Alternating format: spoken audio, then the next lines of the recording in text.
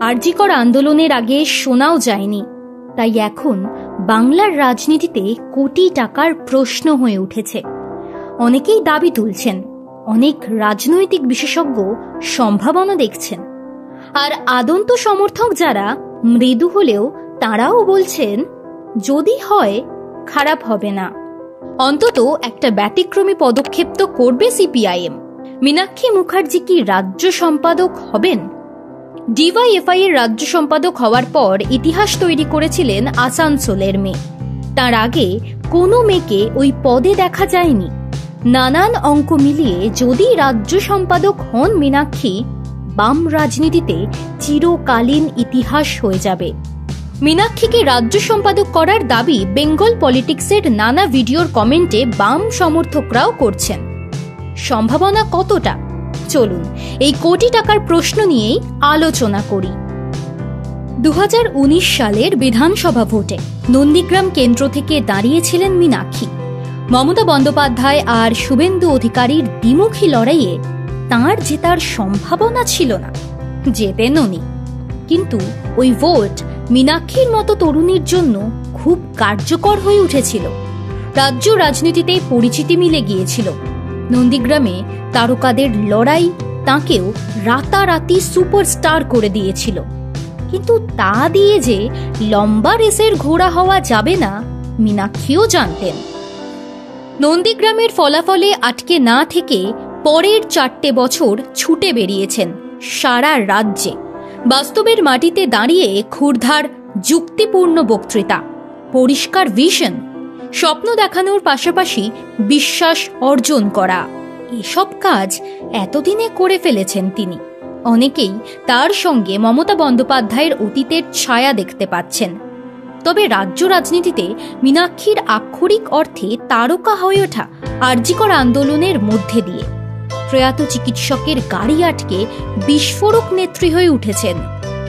গণ অবস্থান থেকে মিছিল মিটিংয়ে মীনাক্ষীর হাত ধরেই যেন হারিয়ে যাওয়া বাম বিশ্বাস ফিরে এসেছে অনেকটা। এমনকি আলিমুদ্দিনও আরজিকর আন্দোলনে মীনাক্ষীকে নেতৃত্ব দিতে বলেছিল। অর্থাৎ মীনাক্ষীতেই আস্থা রাখতে শুরু করেছে রাজ্যের শীর্ষ নেতারা। ক্যাপ্টেন বলে ডাকা শুরু হয়েছে তরুণ নেত্রীকে। তখন থেকেই প্রশ্ন উঠতে শুরু করেছে, মীনাক্ষীকে রাজ্য সম্পাদক করে নতুন করে জনমত তৈরি করুক সিপিআইএম। প্রশ্ন হলো, তা কি সম্ভব? এরিয়া কমিটির সম্মেলনের পর জেলা কমিটির সম্মেলন চলছে, এরপরই হবে রাজ্য সম্মেলন। সেখানেই ঠিক হবে রাজ্য সম্পাদক। মোহাম্মদ সেলিম এই দায়িত্ব পালন করে আসছেন। একে একে সিনিয়র নেতাদের প্রয়াণ বা অবসরের পর বিমান বসু, সেলিম, সুজন রায় রাজ্য সিপিআইএম এর থিঙ্ক ট্যাঙ্ক।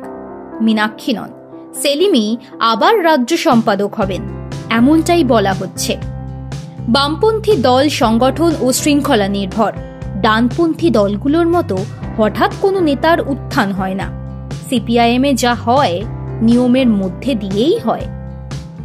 স্বাভাবিকভাবেই আচমকা সবকিছু বদলে যাবে, ব্যতিক্রমী সিদ্ধান্ত নেওয়া হবে, এমনটা আশা করা কঠিন। সিপিআইএম এমনিতে কোনো মুখের উপর নির্ভর করে না, যাবতীয় আস্থা ও ভরসা সংগঠনে। কিন্তু রাজ্য রাজনীতিতে সিপিআইএম এর দীর্ঘ শূন্যতার পর খোল নলচে বদলের প্রশ্নটা তুলে দিচ্ছেন অনেকেই। তৃণমূল বা বিজেপির মতো শক্তির বিরুদ্ধে লড়তে গেলে স্ট্র্যাটেজি বদল দরকার। ধারা বদলে নতুন কিছু করতে না পারলে মানুষটাকে টানা যাবে না।